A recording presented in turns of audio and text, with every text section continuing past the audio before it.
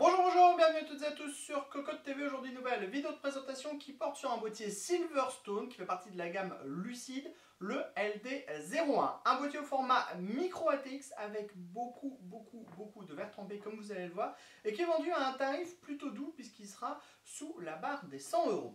On vous propose de le découvrir dans ce nouveau test. C'est tout de suite, c'est maintenant, c'est sur Cocotte TV. Ce LD01 par Silverstone arrivera chez vous dans un carton, tout ce qu'il y a de plus classique. Sachez que les protections à l'intérieur sont de type polystyrène. Avant de se lancer à la découverte de cette pure beauté, disons-le tout de suite, quelques tech specs. Sachez que le boîtier mesure 218 mm de largeur par 390 mm de hauteur, 431 mm de profondeur. Il est au format micro ATX compatible ITX et il fait 7,5 kg.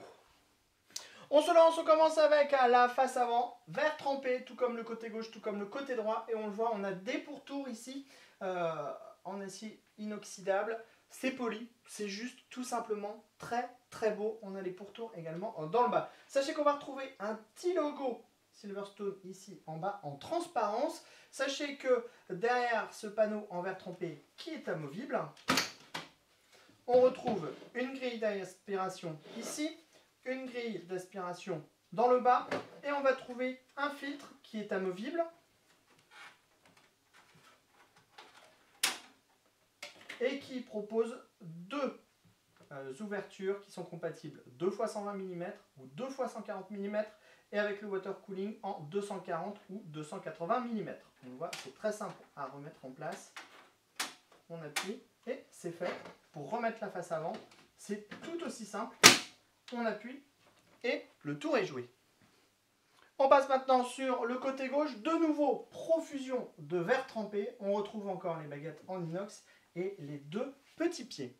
Le côté droit n'est pas réellement différent puisqu'on trouve de nouveau ce panneau en verre trempé, 4 mm d'épaisseur, avec les baguettes en inox dans la partie haute et dans la partie basse. On continue de découvrir ce boîtier et première surprise, on le voit, on est sur du reverse micro ATX. On a donc bien l'alimentation qui prend place dans le bas. Cette dernière est filtrée via un filtre amovible qui est présent en dessous. On retrouve 4 petits plots en caoutchouc. Ensuite, on va avoir l'emplacement pour le ventilateur de 120 mm, une petite grille d'aération, l'emplacement de la plaque qui oscille de la carte mère et 5 slots d'extension avec des caches ajourées. La carte graphique prendra place en fait dans le haut du boîtier.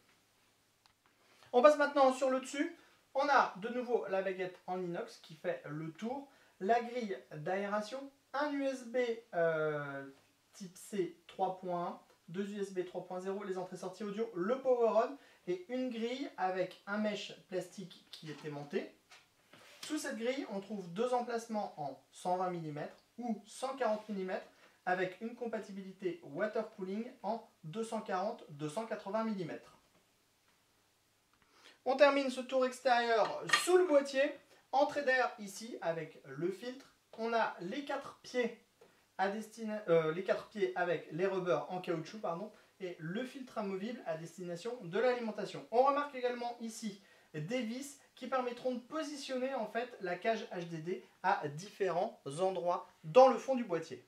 On continue maintenant à l'intérieur du boîtier et vous allez le voir, comme on est sur du reverse micro ATX, on découvre d'abord la partie arrière du boîtier. Nous avons ici un grand passage avec des scratchs qui permettra de regrouper une grosse partie des câbles présents à l'intérieur du boîtier. On a ici deux gros passages avec des caches en caoutchouc. Ici, un bracket à destination de 2 SSD, l'emplacement pour la backplate CPU, l'emplacement pour l'alimentation dans le bas, et enfin ici, la cage HDD qui est amovible et qui propose des paniers qui sont compatibles 2,5 pouces et 3,5 pouces. L'installation des disques durs sera très simple, on écarte le panier, on pose le disque dur à l'intérieur, on referme le panier et comme on a des petits rubbers absolument partout et que c'est assez souple, ça limitera assez bien les vibrations.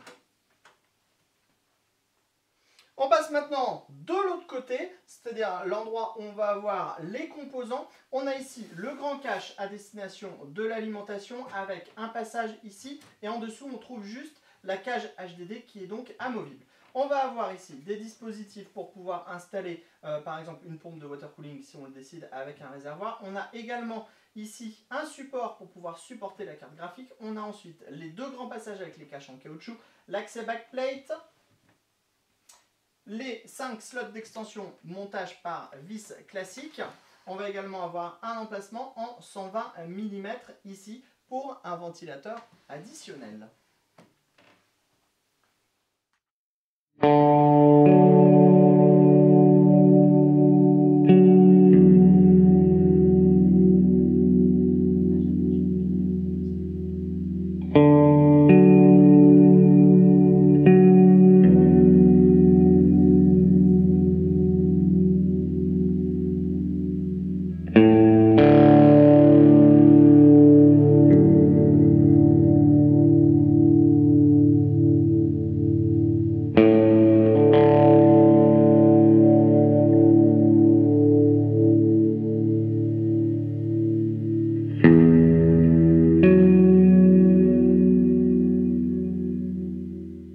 Nous voilà maintenant devant le LD01 avec les composants montés à l'intérieur. Nous avons monté une machine de type gaming, plutôt milieu de gamme avec une GTX 1060 en 6 Go, un Core i5 6500, 8 Go de DDR4 et on va trouver un SSD de 240 Go pour le système et un disque dur de 1 Teraoctet pour le stockage des jeux. Alors, au niveau de l'organisation des câbles, avec les passages qui sont au centre, c'est assez facile de pouvoir passer tous les câbles et avoir une bonne organisation. Seul le câble 8 pins CPU va en fait remonter dans dessous du cache alimentation. Donc si ce câble n'est pas très joli, comme le nôtre, vous allez le voir, et ça va un petit peu gâcher votre plaisir quand vous ouvrirez votre configuration à l'intérieur. Nous avons ajouté deux ventilateurs de 120 mm, un à l'avant, un à l'arrière.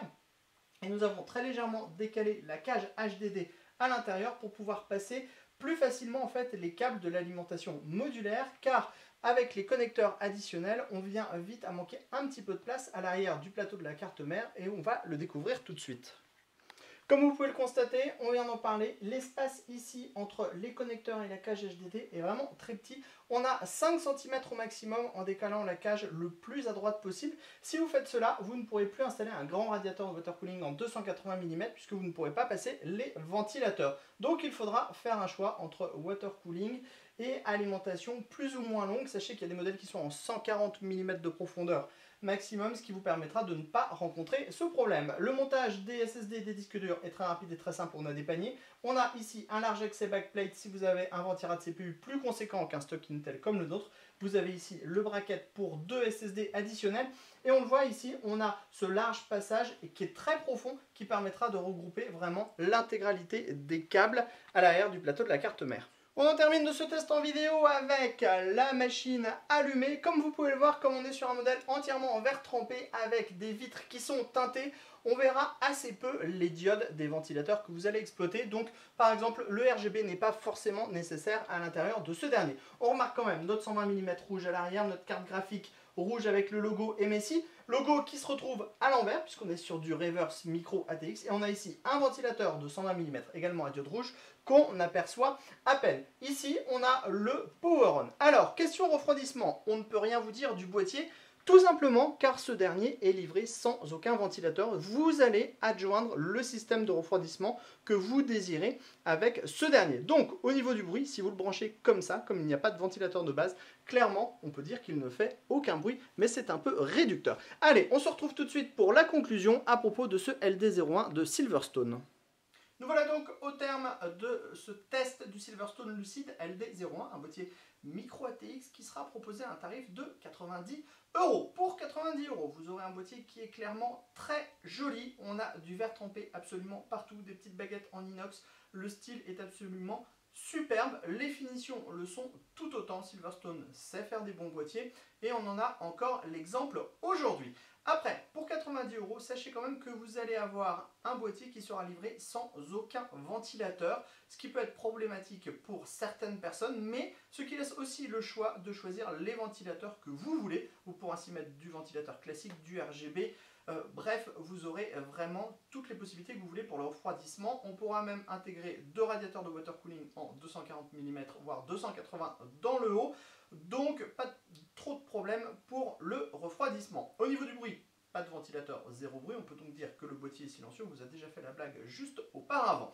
Ensuite, on a apprécié le châssis à l'intérieur qui est pratique, facile à utiliser. On a une cage HDD qu'on peut déplacer selon la profondeur de votre alimentation. Il faudra absolument avoir une alimentation modulaire, ça sera quand même beaucoup plus pratique. Et ensuite, on a du cable management qui est plutôt efficace dans l'ensemble. Après, les petits regrets sont la présence d'aucun ventilateur de base. On l'a dit, donc ça sera un avantage pour certains, un désavantage pour d'autres.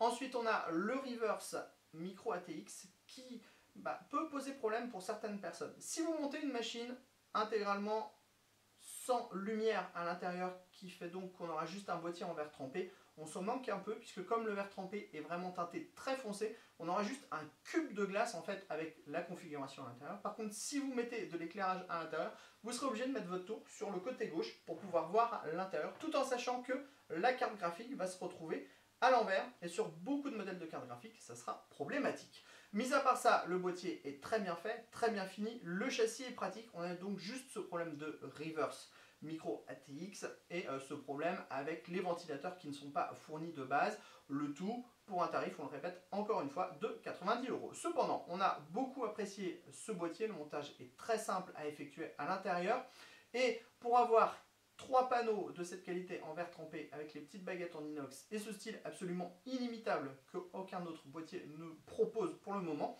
on trouve que ça mérite assez amplement un cocotte d'argent. Sur ce, on se dit à bientôt sur cocotland.com pour toutes nos news, tous nos tests et sur Cocotte TV pour toutes nos vidéos.